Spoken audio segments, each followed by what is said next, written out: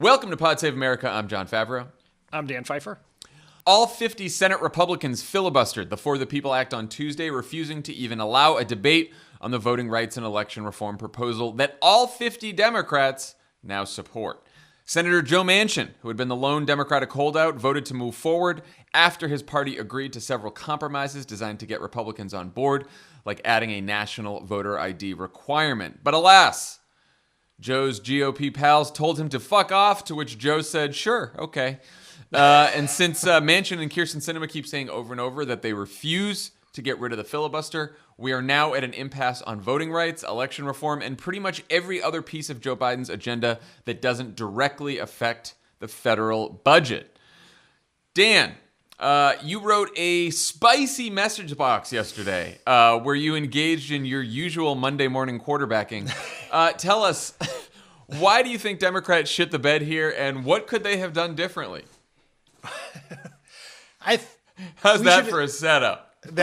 Just toss it up there. I want to stipulate that this vote was always going to fail.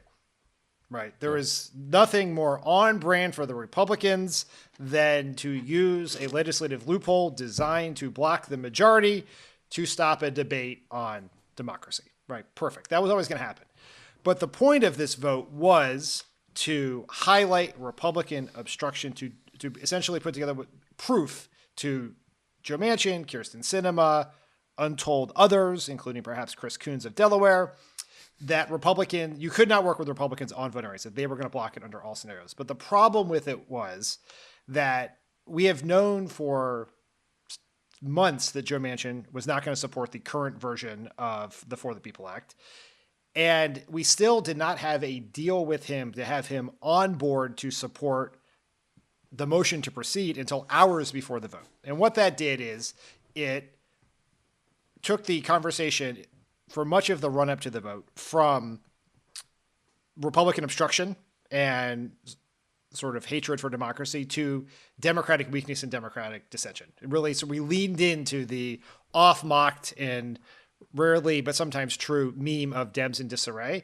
And what I think this brought forward is two things that are worth noting. The first is there has never really been a real plan for how we're going to get this done. There are two paths. One involves getting people to flip on the filibuster. The other involves getting 10 Republicans.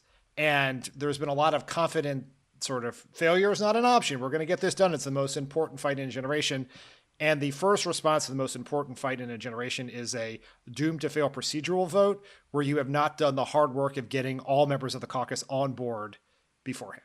And that is problematic. And it makes me very concerned about where this is going, our ability to get this done. And even if we can't get it done, our ability to successfully make the case to the public about the dangers Republicans present to democracy and majority rule in this country. So in terms of the question, what basically Chuck Schumer could have done differently, and I guess Joe Biden in the White House to an extent, your answer would be, we basically should have figured out our shit beforehand long ago, in terms of a bill or a compromise bill that all 50 Senate Democrats could get behind, including Manchin. So the Manchin compromise should have just come much earlier, in your view, is what you're saying. But also Democrats haven't agreed to the Manchin compromise yet either. Like, we have known forever that the For the People Act... Though it seems like everyone's going to be on board with that. Eventually, yes, but they're not there yet. Like, there was a position where they could have adopted that before the vote, but there was some Democratic resistance to that as well. Like, you don't have to adopt it because it's only a motion to proceed to a bill. But the big thing here is the For the People Act is based on H.R. 1, a piece of legislation passed in January of 2019 that was a message bill. It had no chance of becoming law. It was not written to be a law. It was written to show what Democrats are for and the fairness of democracy. And it's filled with a bunch of incredibly important things. When it was repassed in 2021, it was not adjusted to two realities. The first, a 50-50 Senate where you need Joe Manchin's vote, or to address the growing and now very real threat of election subversion, of Republicans being able to disregard electoral results and discard ballots and mess around with election boards, et cetera. And there's a bunch of provisions in that bill that are good in theory. They're good public policy, like public financing of elections, that have never had a chance of being law. But throughout this process, no one from in the Senate or in the White House, I would assume, wanted to have a tough conversation with the activists and say, you're not going to get everything you want. So we're going to have to deal with that now. And we just waited and waited and waited and waited to the point where it was too late to actually, we didn't have a plan. There was not a plan to maximize this moment. They put a vote on the calendar. We've known it was coming for months, and not enough was done to prepare for it. And look, is this the end of the world? No, it is one minor thing, but we ought to learn from the things that went wrong there if we're going to have any chance of doing this, because the odds of success are so long and the path is so narrow that you have to do everything right to get it done. And we're going to have to be smarter and tougher about this going forward. Yeah, and going forward is the big issue here, right? Like, we'll hopefully hear more from Senator Klobuchar on this in a minute when you talk to her. But where do you think that Democrats go from here, both on voting rights and then on filibuster in general? And when I say Democrats, like, if you were in the White House right now advising Biden, what would you tell him to do? I mean, I also just want to stipulate, and I wrote this in the piece, that I hate being this person. This is I have become the person I hate. This is always harder and more complicated than people on the outside think. They are dealing with a whole bunch of other things, and it's easy. You and I just spent last week making fun of the people who believe in the Green Lantern theory of politics, would say, if you just give enough speeches and have enough meetings, you can make the impossible possible. I don't think that's the case here. I think it is nothing. David Axelrod said this on TV the other day. If Biden had talked about this every single day from inauguration to today, the result still is a 50-50 motion to proceed vote on this bill. It doesn't change. And again, that's because, and it's so infuriating to keep saying this because it is so frustrating, but like, this is all about what you have to do to change Joe Manchin's mind. That's it. There's no more, there's no less. It is fucking Joe. He is infuriating to all of us, but he has a vote in the Senate, and we only have 50 of them on the Democratic side. And threats aren't going to get you anywhere with Joe Manchin, because he could always switch parties, because he's in a fucking state that Trump won by 30 points, because liberal Democrats yelling at him probably helps him politically in his own state. So you can't threaten him, so you have to figure out how to persuade him in a nicer way, and that's very hard to do, and it's fucking annoying, but it's like, all of this shit that we keep talking about just comes down to that. That's it. What's going to change Joe Manchin's mind? You can protest in the streets. You can yell online. You can do whatever. It's all about changing Joe Manchin's mind. That's it.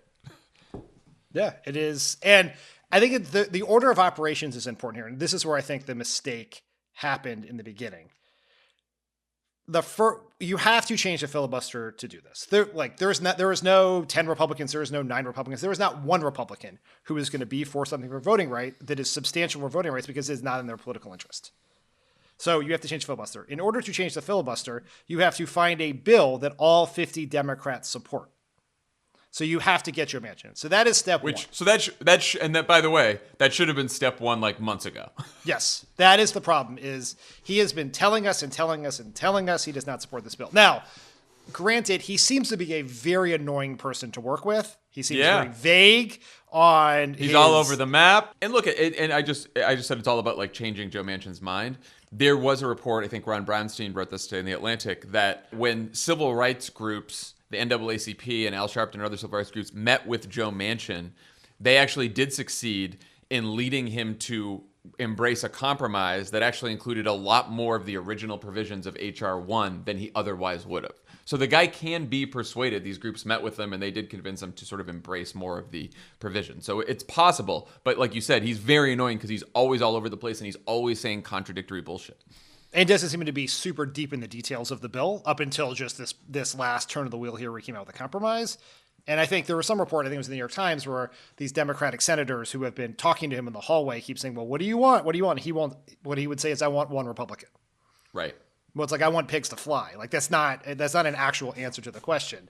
But still, if you're going to have the vote, you got to have Joe Manchin, not hours before the vote, weeks before the vote, so that you can give people, you can drive a message, you can drive a narrative, and you can do the very first part of what is a very difficult two-step.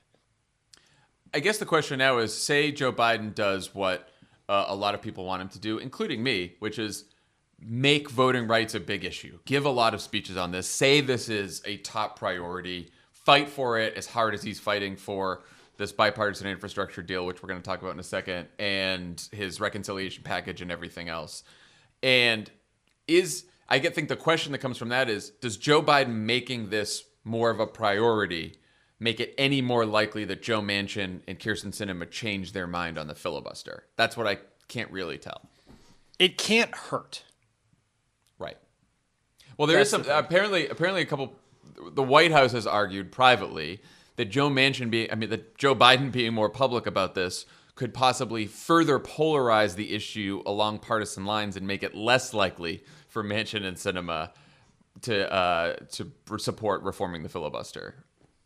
Which I don't really buy that. I'm skeptical of that. Right. I mean, what one of these reports also said is that Biden privately, and take every anonymous report with some grain of salt, which, I mean, this isn't Trump saying they made up the sources, just you never know who the person is and how much it actually represents the view of the president. But one of these reports said that they have decided that the odds on voting rights are incredibly slim to impossible. Infrastructure is a very real life possibility, which we'll talk about in a minute. And the politics of getting something done that is on the bread and butter issue of the economy is better for the result in 2022 than trying and failing on voting rights. Right. I think that is not an insane political calculus. I understand how they get to that point.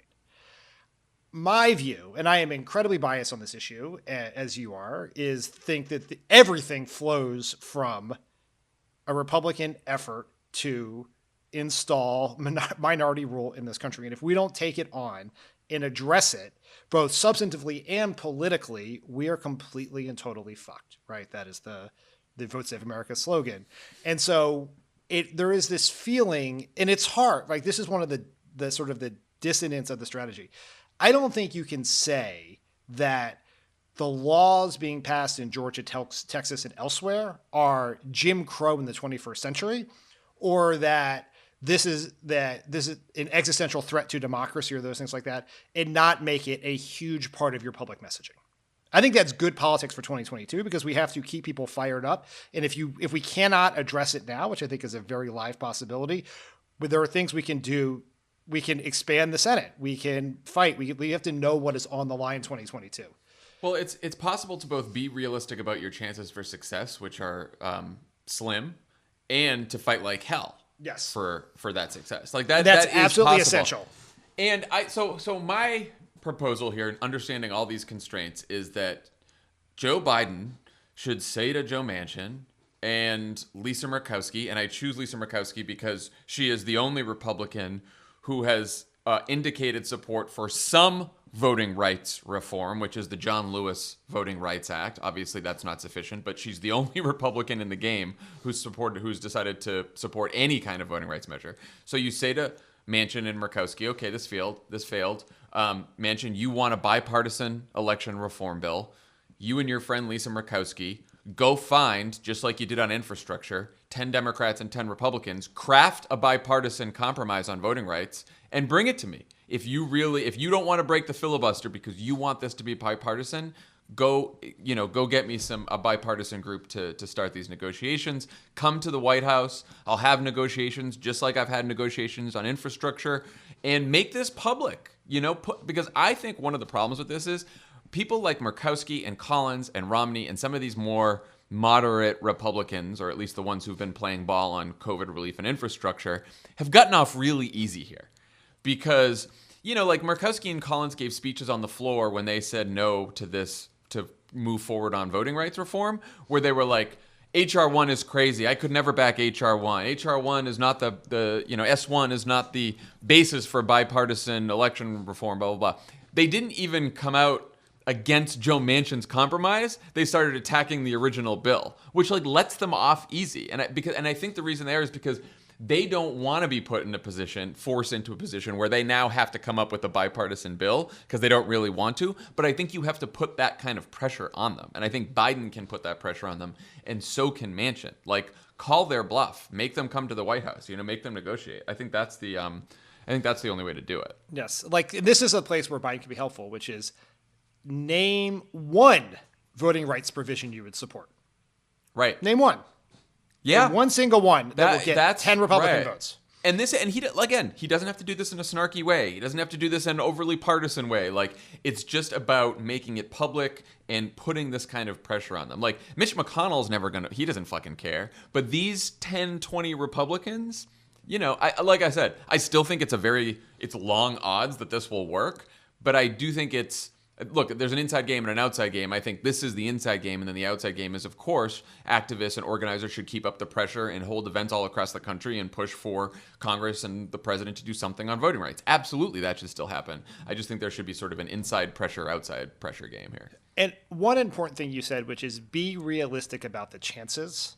Because I think, and this is challenging, right? You don't want to be defeatist, but you also don't want to falsely inflate hopes. And one of the things that has been sort of which I worry that we've done. I worry that we've done that. I think about that, and all I the certainly time. think the groups are doing that right now. Like, I hear people saying like, "Oh, Joe Biden should fight as hard for voting rights as he does on infrastructure." Well, it's like, come on. Joe Biden needed 51 fucking votes on infrastructure, and he needs 60 on this, or to break a filibuster, which Manchin said he's not going to do. It is entirely different. Or someone said, oh, Joe Biden should fight for this as hard as Barack Obama fought for the Affordable Care Act.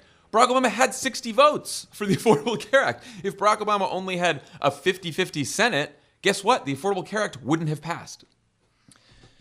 The thing that haunts me about this, and like you said, I worry that in my public comments on this, I have been sort of more naive than I would like to be, or more hopeful than I want to be, because I think this is so important. And I do think there is a path. I mean, the numbers are there to do it. It just requires people to do the opposite of the thing they keep insisting on writing op-eds to tell us they're going to do. But the thing that I've been thinking about is, in 2020, there was an article. I don't know whether this report is actually true, but it involved it said basically the DSCC was keeping the Kentucky Senate race on their list of races to watch, or their top targets, whatever it is, because that was a great way to raise money, even though they very well knew that the odds of Amy McGrath winning that race in one of the most Republican states in the country in a presidential election year were basically zero. And I wrote this in the piece, one of the cardinal rules of politics is to treat your activists, volunteers, and voters like adults. And if you try to trick them into thinking that something is more possible than it is for the purposes of keeping them fired up, that's a mistake. I think if we don't get this done now, it becomes a huge issue for 2022. This is like what you have to win elections, particularly midterms, you have to raise the stakes. The fate of democracy is a high stakes thing. And so that's why it's important to talk about it, but understand that the current allotment of power in Washington make it incredibly difficult, if not impossible. And it's impossible no matter what Chuck Schumer does, Joe Biden does. This is one situation you do everything exactly right and end up in the exact same place. So one place where there has been slightly more progress that I just want to get your thoughts on before we get to your interview with Senator Klobuchar is right before we started recording, Joe Biden came out in the Rose Garden with 10 Republican senators, 10 Democratic senators, and said, we have a deal on a bipartisan infrastructure package. What do you think? What do you think about the big deal? I mean, it is a big deal, right? Joe Biden ran in part on his ability to get things done on a bipartisan basis in Washington. And he did. If you had said 6 months ago, a year ago, that there was a Democratic president was going to strike a near $1 trillion infrastructure deal with Republicans, you'd think that was insane. We would have said that. We would have laughed. We would have mocked. Yeah, we would have absolutely laughed. And so let's be honest. He has pulled something off here that proves his theory of the case, and he deserves a ton of credit for it. The Democratic senators deserve a ton of credit for it. These Republicans who seem willing to do something reasonable deserve some credit for it. They get some demerits for trying to rig elections and steal democracy and just general terribleness. But it's like, I am relatively bearish on the long-term politics of a bipartisan infrastructure deal. Infrastructure is not something that people feel in their lives immediately, but this is a huge feather in Joe Biden's cap. Before we break out the balloons and the confetti cannon, though, I will say the devil is still in the details here for a couple of reasons. Nancy Pelosi today has wisely said, or apparently she said this on a call and it was reported out, she told other Democrats that the House will not pass this bipartisan infrastructure deal unless they see a full reconciliation bill that will contain all the rest of Joe Biden's economic priorities that could pass through reconciliation. Climate, housing, education, childcare, healthcare, the works, taxes, raising taxes on the wealthy. And so what I'm trying to figure out is, A, why did those 10 Republicans go along with a bipartisan infrastructure deal knowing that next up on the Democratic agenda is a Democrats-only reconciliation bill that's going to contain all the progressive goodies that basically Joe Manchin can stand, because that's how you pass a reconciliation bill. And Joe Manchin, by the way, in the Rose Garden just told reporters, yeah, part of this deal is we're doing this bipartisan infrastructure deal now, but there's going to be a Democrats-only reconciliation bill, and I'm fine with that. I've been wondering this for a long time and trying to figure out how the pieces come together. There was a report last week, yesterday, a month ago, who the fuck knows at this point, that one of the reasons why McConnell was open to this deal happening was he thought it made a big bipartisan reconciliation deal less likely. That getting something done on a bipartisan basis would convince Manchin and Sinema that they would not need to be on board for a big Democrats-only bill. That doesn't seem to have borne out, according to what Manchin said publicly. Obviously, we still need to hear from Sinema and others about that.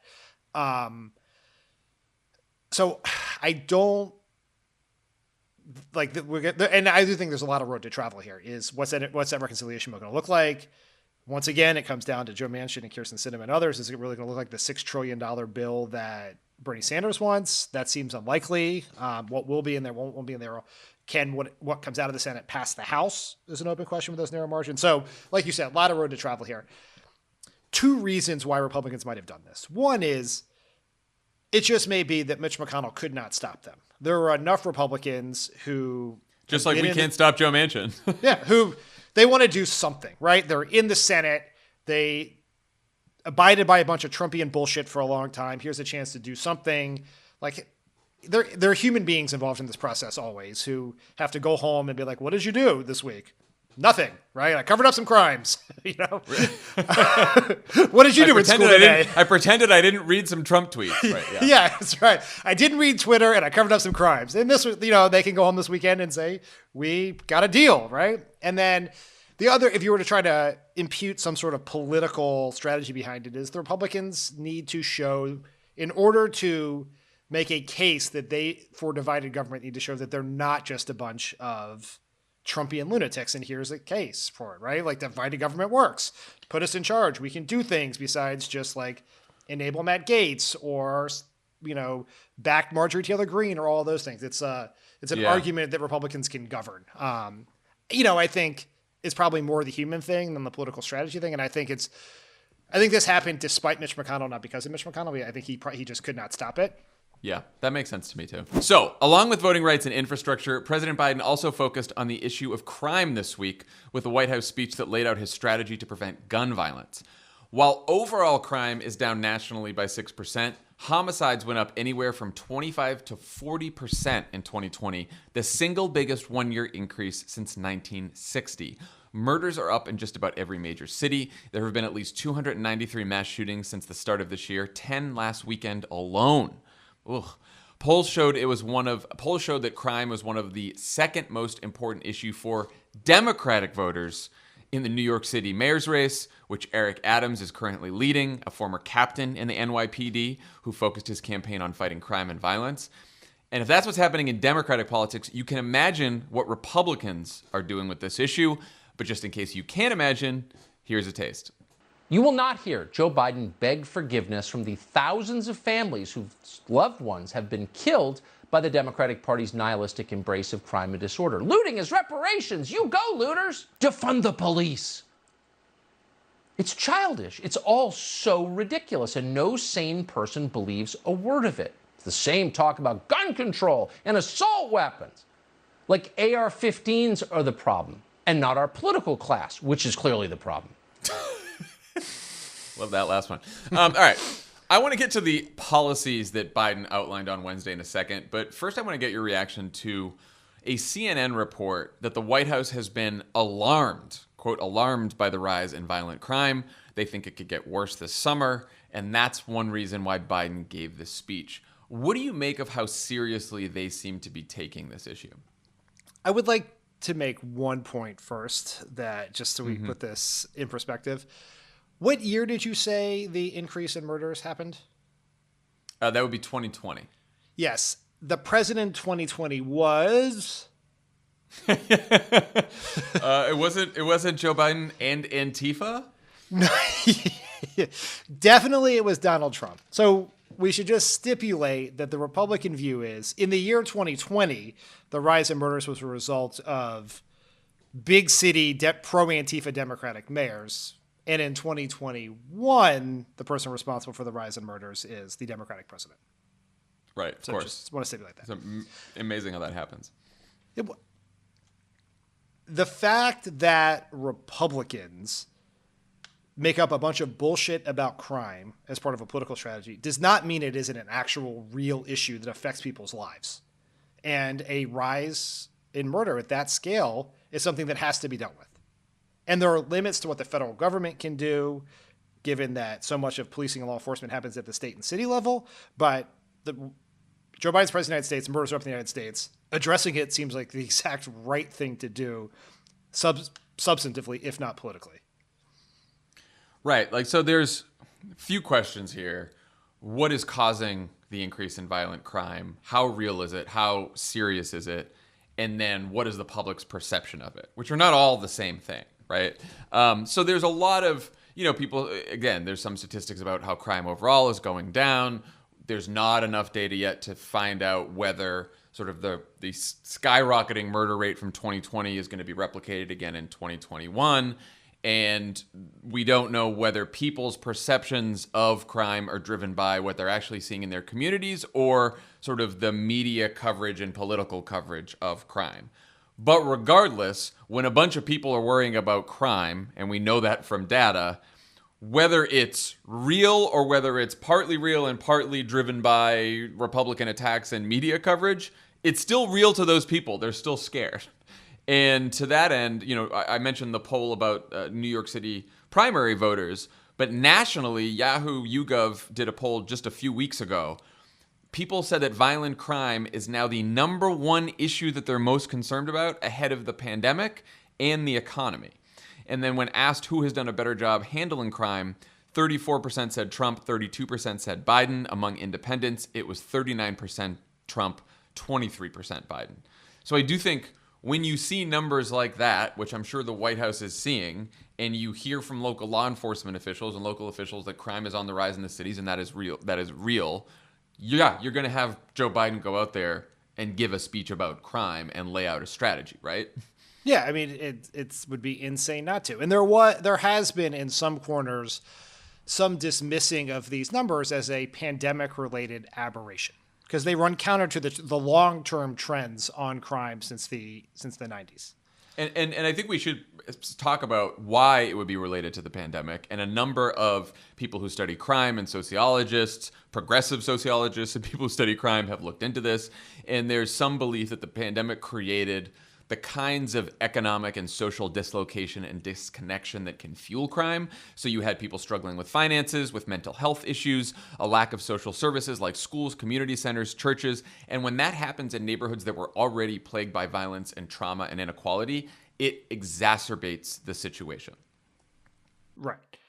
There is, and like, you can't, I don't think it is, anyone can say it's a 1-to-1 ratio, right? Because this happened because of the pandemic. But you also would have to be a moron to say they're unrelated, right? It's obviously related in some significant way. The thing that is notable is that the data thus far in the first half of 2021, which while the pandemic is far from over, but society has opened up in some ways, and some of the 2020 causes are less present now. The murder rates are still up. I mean, we're up 40 in the beginning half of this year. We're up 49% over this point in 2019. So, and there is there are some sociologists and criminologists who talk about how sort of a self-perpetuating nature of crime, like crime leads to more crime. And so regardless of the reasons, we can't dismiss it and we have to address it substantively and politically. So Biden focused his speech on 5 main strategies to reduce gun violence: stemming the flow of illegal guns, more support and resources for police departments, more community violence interventions, expanding job opportunities and summer programs for kids, and reentry programs for people who've been incarcerated. What do you think of the plan, both from a policy perspective and a political perspective? Well, as a noted expert on crime policy, it seems great to me. As you always have been. Yes. I think substantively it seems like the right thing to do. Politically, I think it is sort of a masterstroke, which is in the old 90s DLC world of smart politics, the message to Democrats was be tough on crime and soft on guns, right? That you had to, that is a way, like that was the right approach. By focusing, this is obviously substantively correct, but politically focusing on guns allows Democrats to go on the offense on this issue, because Republicans are the ones blocking the policies, the common sense, incredibly popular policies to help with universal background checks and other ways to keep to stem the ready availability of guns that lead to these crimes and these murders. And so I think it's the exact right thing to do. It is leading, it's front foot forward, and it, when if done correctly, can be a very strong way to defuse these attacks and put Republicans on the defensive. The one thing we haven't talked about yet that we should is the element of how Democrats should talk about the police and police reform as they're trying to address crime. So Patrick Sharkey, a sociologist who studies crime, talked to Derek Thompson at The Atlantic about this, and he said there is some evidence that police and residents both decided to pull back after the George Floyd protest, so the police refuse to involve themselves in certain incidents, and the public is less willing to reach out to the police for help because they don't trust the police. And Republicans, of course, are all over this issue. They see the rise in crime or in violent crime and say, look at and they're trying to, like they did in 2020, tie Democratic candidates to progressive calls for defunding the police. And it was interesting. I thought, Al Sharpton said to the New York Times a couple weeks ago, we're in a very precarious position. People are afraid of the cops and the robbers. We have both of them that we've got to deal with, which I thought was a pretty good way to put it. Like, how do you think Democrats should navigate that? I mean, incredibly challenging, right? Because the power of the Republican media apparatus allows them to convince large swaths of voters that the vast majority of Democrats are for defund the police, whatever that means, right? I mean, even we saw polling in 2020 in Wisconsin and Michigan, we're obviously at the center of the conversation around police violence. And that showed that large portions of voters, including in some cases, nearly a third of Democrats believe that Joe Biden supported the position of defunding the police. Like so there's a ton of power in that. You and I talked about this a few weeks ago. I talked about it with Cornell on Campaign Experts React. There is some models of success in the New Mexico special where crime was the center of the Republican attacks on the Democrat, where the Democratic candidate who had supported the Breathe Act and was being accused of defund the police did two things that were notable. One, she talked about her support for law enforcement without backing away for her calls for police accountability and police reform, or backing away from the important conversation around structural racism in America and in policing, and then took that and then pivoted to stronger attacks against her opponent. And so I think address the issue. Don't back away. It is not a binary choice between talking about efforts to combat crime and also recognizing the role of structural racism in policing. and then go on the offense, right? I think that is sort of the three steps there. And we should say the reason it's not a binary choice, or it shouldn't be a binary choice, is not just because it's like some democratic strategy hatched in Washington to win elections. Like, this is where most of the public is. So, and there are conflicting views among the public. So like Vox and Data for Progress did a poll a little while back, and even among, just take black voters, right? 63% of black voters said that most police officers cannot be trusted, right? Totally understandable. 65% of black voters, almost the same exact number, said that regular police patrols made them feel more safe. So you have the same people thinking, I don't trust a lot of police officers, and yet I feel that policing can provide public safety, which is a very complicated, nuanced view that a lot of people have. So I think when Democrats try to figure out how to reform police departments, it is not necessarily contradictory to say that I want to protect my constituents from both gun violence and police violence. That I want to make sure that we hold police accountable, but that we have police around to help with gun violence. And by the way, we talk a lot about how police are asked to do too much and police are doing everything and they're responding to mental health issues and drug abuse issues and all kinds of other things that police have no business responding to.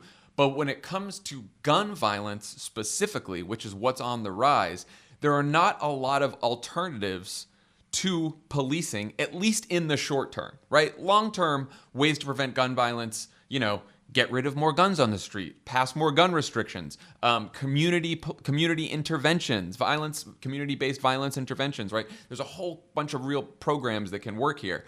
But those are programs that pay dividends across the long term, right? In the short term, when there's murders in the streets right now and it's gun violence, like, policing is a strategy that works, and it is a strategy that the vast majority of Americans, of Democrats, of black voters, of everyone wants to see. And that's according to all the data, right? So I do think that, like, Democrats, it may sound contradictory that they have to be both for police reform but against complete defunding, but that's actually where most of the voters are, including most Democratic voters. That's right. That's absolutely right. I mean, one last question on this is, what are the elections we've seen since 2020 where crime has played a central role tell us about the politics of this issue? So I'm thinking of the New York mayor's race, but also the Buffalo mayor's race, which socialist India Walton just won after pushing to reinvest some police funding. I'm thinking of progressive prosecutor Larry Krasner's reelection in Philadelphia, and then what you just talked about, which is the special House election that Democrats just won in New Mexico. I think the answer is that it's complicated. There is such an attempt to drive a simplistic political narrative or outcome from these sets of things, right? People can go find a data point to prove their prior views if they want. If you think that there's very good politics in pushing very, very hard on police reinvestment, then you look at Buffalo. But then someone else looks at that and says that was a mayor's race with a 20,000 person turnout in a city with more than 200,000 residents.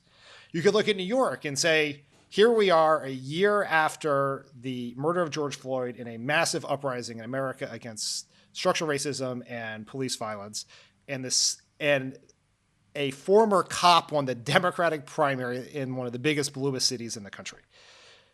But you can then also look at, and I think Alex Perrine of The New Republic had a very good article on this the other day, Eric Adams' story is much more complicated than just being a former cop. He is a former cop. Yes, he talked about crime a lot, and particularly how it affected poorer New Yorkers. There's a really interesting anecdote from the campaign where there was a shooting in Times Square, and Andrew Yang rushed there to talk about it.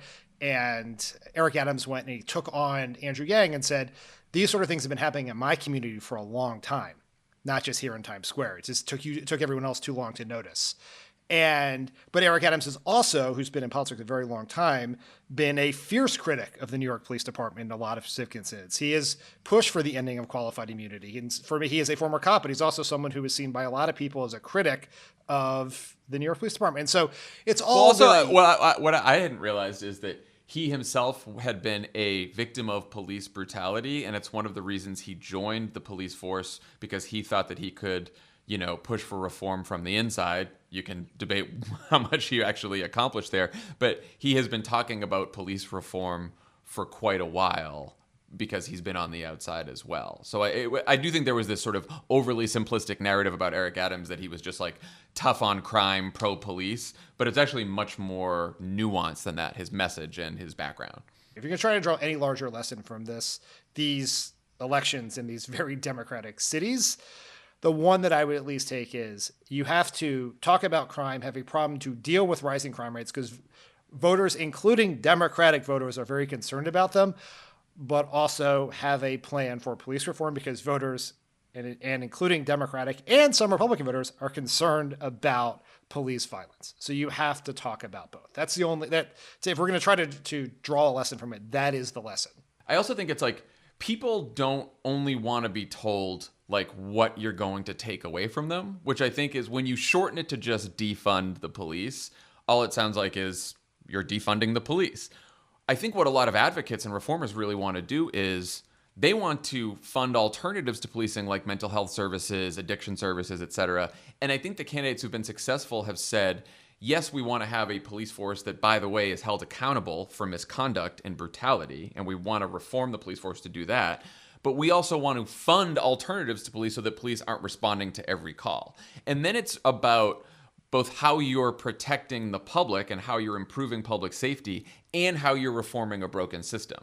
And when you just shorten it to defund, which again, not a lot of Democratic candidates are doing, so it's something that the right says that we're doing, but the Democratic candidates themselves aren't really talking about defund. Some activists are.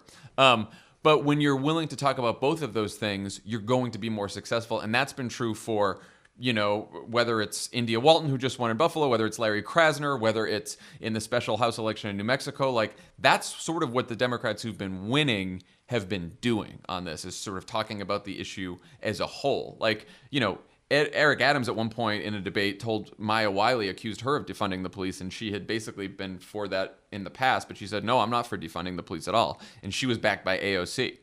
All right, like she got the AOC endorsement. So it's not like there's any Democratic candidates running around out there anymore saying that they want to defund the police. It's just not happening. I think there's one other element. This is we can't let the Republicans off the hook for what they're trying to do here. Correct. This is a central piece of the Republican political strategy going back to 1968, right? When Nixon ran as a law and order president. They focus on crime as an issue, particularly at times in which there is a conversation and progress on moving closer towards being a multiracial democracy. It is to say that advances in civil rights, advances in political power, in economic power for Black and brown and other non-white voters comes at a cost to you, white Christian voters, right? That, like, we talked about this with Jelani Kyle, we talked about, but this is the central story. And we should not ignore that story. We should recognize that the efficacy of that crime attack goes up when crime rates go up. And even if it's not happening in your city, and you know this as a nervous flyer, people's ability to calculate their own risks of danger are quite small, right? Like, you drive your car every day without being afraid. I've seen you literally rip an armrest off of a regional jet at the slightest bit of turbulence, even though, like, I can tell you 1,000 times intellectually that which is the more I get it. I guess. Yeah. And this crime is the same way, right? You can tell people it's not in their community. It doesn't mean they're not going to worry about it in their community. So the salience of in the political power of the issue goes up. But with everything, you have to call Republicans out on it, what they are trying to do. You have to. And this is why crime rate should bother Democrats and progressives, right? Because last time we saw sort of the politics of crime take hold in the 70s and early 80s, we ended up with over-policing, draconian crime measures, mass incarceration, right? Like, the policies that come from rising crime rates and the resulting politics are bad substantively, right? And they hurt people. And crime, by the way, crime in communities exacerbates inequality, exacerbates poverty, hurts children, gives people trauma for generations, right? So, like, it shouldn't just be something that Democrats say, oh, we have to take on crime because Republicans are going to use it to bludgeon us. Like, we should want to take on crime because a progressive vision of America includes making sure that every community can feel safe, right? Especially communities that are majority black, majority brown, impoverished, right? Like, that's where crime tends to hit the worst. And we should be saying, like, no, we want those communities to be safe, right? So, like, I do think there's a substantive issue here as well as a political issue that we should be pushing on. Dan, before we go, I just want to get your thoughts on two words that have echoed across the right-wing media ecosystem this week. Speaker Trump. That's right. In an interview with MAGA grifter Wayne Allen Root, Trump was asked if he'd be willing to run for Speaker if Republicans take back the House in 2022. Here's what he said. Why not run in 2022 for the United States Congress, a House seat in Florida? Win big, lead us to a dramatic landslide victory, taking the House by 50 seats, and then you become the Speaker of the House, lead the impeachment of Biden, and start criminal investigations against Biden. You'll wipe him out for his last 2 years, and then you'll be president. Do it. You know, it's very interesting. You'll be a folk hero. You'll be a folk hero. And people have said, run for the Senate. Okay, run for the Senate. But you know what? Your idea might be better. So, not in denial, though Jason Miller, Trump's paid liar and all-around horrible human being, he did say later that Trump has, quote, zero desire to be Speaker. What do you think? Is this a Trump story that should make us laugh or make us worry? Before I get to that, it's just we don't hear Trump's voice as much anymore. And so I'd sort of forgotten his habit of agreeing with literally any idea which is based in some sort of underlying compliment, right? If someone was like, former President Trump, you have just a great nose. Have you thought about cutting it off and putting it in a museum? He'd be like, a lot of people have been talking about my nose. Kind of seems like a good idea. It's an interesting idea. It's a very interesting idea. I hear a lot of people are saying it. But look, has there ever been a person better designed for a job than Donald Trump as Speaker? He is someone with a mastery of details, deeply engaged in the nuts and bolts and the intricate rules of legislating. A real people pleaser, trying to make sure that he's a real diplomat, trying to get everyone in the caucus on board. Great manager. I am told that he is a student of Lyndon Johnson. He can recite lines from Robert Caro's Master of the Senate from heart.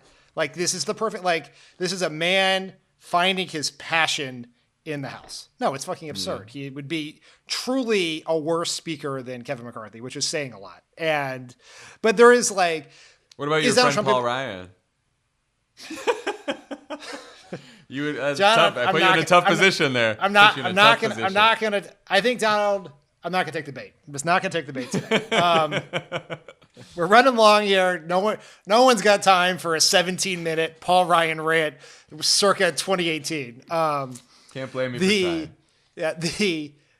It's not going to happen. Although it's notable, even Wayne Allen Root is too stupid because to notice Donald Trump could be Speaker without running for the House because there's nothing in the Constitution that says the Speaker of the House has to be a member of the House, which is crazy, by the by. But yeah, you're right. It seems like turns out those founders seems like a loophole. Yes, they made some errors early on.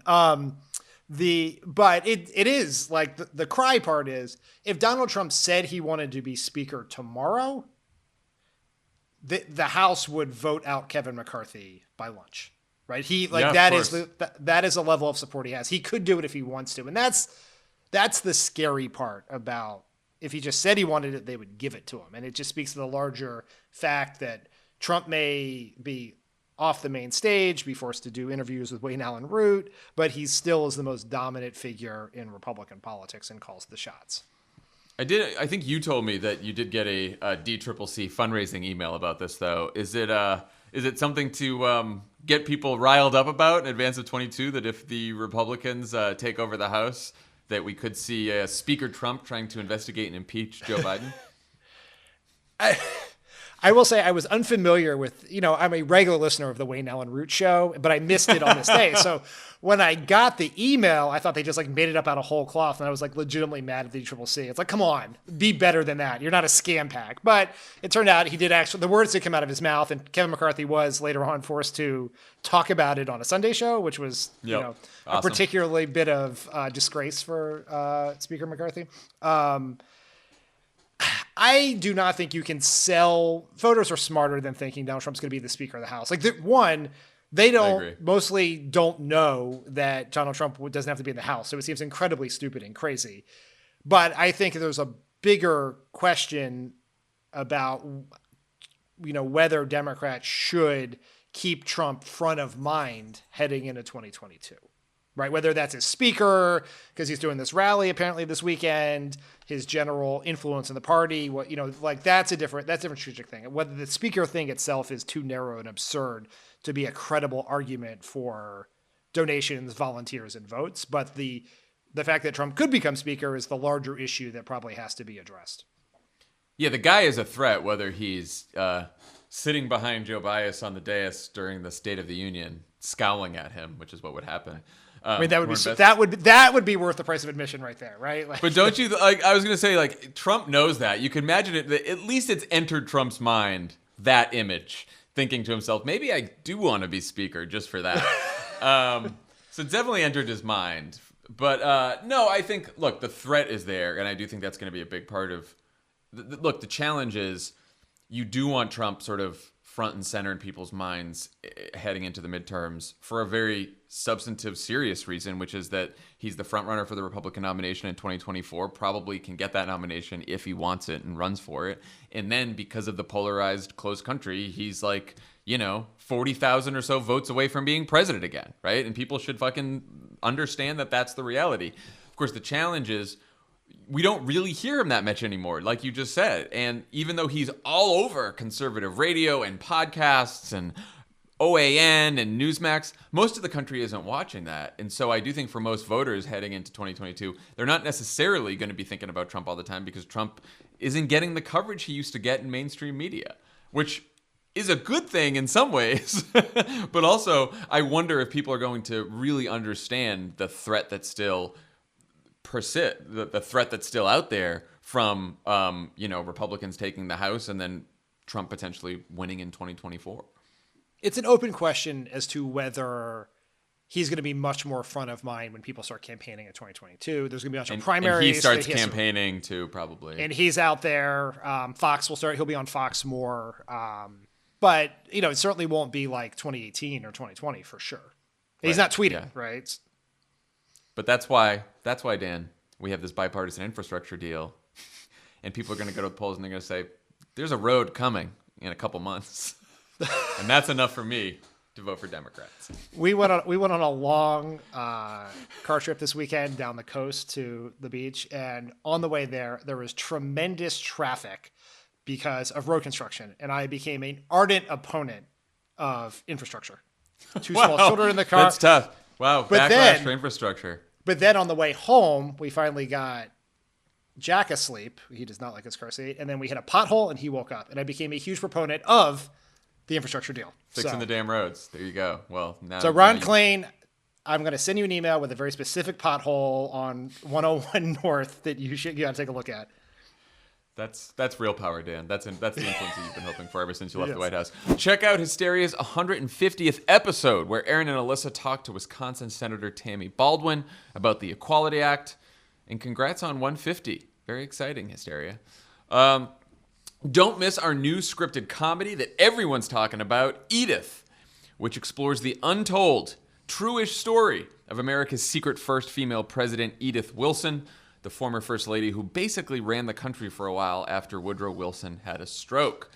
The cast includes Rosamund Pike, Clark Gregg, Stephen Root, Darcy Carden, Esther Pravitsky, and an up-and-coming young actor named Andy Favreau is also nice. I didn't realize in the that. cast. Yeah, and many more. New episodes every Thursday. The first two are out now. The second one's out today. It is so funny. Go check it out. It's an excellent podcast. Finally, Dan, Campaign Experts React is back. People are smashing subscribe buttons all over the internet. Tell us about the latest episode. Well, first, it's the mere presence of this episode is a rebuke to Elijah, who tried to cancel us, and then the fans reacted, and they told him. And they canceled Elijah. They can't. Yeah, yes. Campaign Experts is uncanceled. Elijah is canceled. I am joined by Campaign Experts React favorite Cornell Belcher to talk about the crime ads in the recent New Mexico special election, some of the ads being used to persuade Joe Manchin to support democracy, and we talk about why some of these crazy MAGA Senate candidate ads are less crazy than you think. Awesome. Check it out. All right. Actually, what's the website there? Oh, it's YouTube.com. YouTube.com/crooked media. Right? Keep that in. That right there was the examples of how hard it is to have a video product and an audio company. Anyway, check it out. YouTube.com/crooked media. That's the website.